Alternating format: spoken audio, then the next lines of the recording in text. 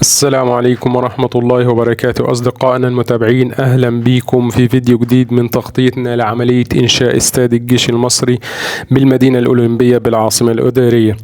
زي ما احنا شايفين قدامنا طبقة الأسفلت ال10 سنتي اللي موجودة في التراك، الأعمال بتتم فيها على قدم وساق، وكل يوم من تقدم لتقدم إن شاء الله بإذن الله. متوقع إن طبقة الأسفلت ال10 سنتي اللي موجودة في التراك هتكون خلصانة بنهاية يوم الخميس اللي جاي إن شاء الله.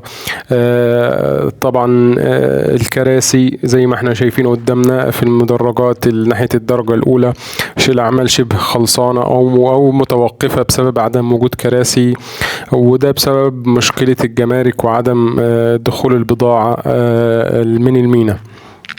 أما الأخبار الكويسة إن شاء الله هي مكنة غرز النجيل الصناعي، الحمد لله تم الإفراج عنها، الإفراج الجمركي عنها، ومتوقع إنها توصل الموقع إن شاء الله بكرة أو بعده.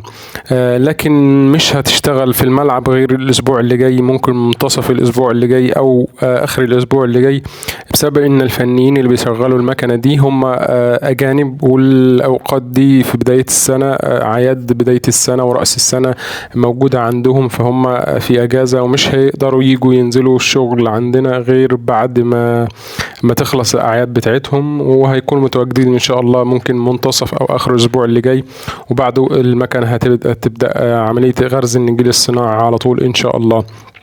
إن شاء الله بإذن الله هنوافيكم بتغطيات تانية أو أي تطورات هتكون موجودة في الاستاد. شكرا ليكم وشكرا لمتابعتكم، وأسفين على الإطالة في تنزيل الفيديوهات، ولكن نزلة البرد لو حضراتكم لاحظين في صوتي، وربنا يشفينا جميعا ويبعدنا عن أي أمراض.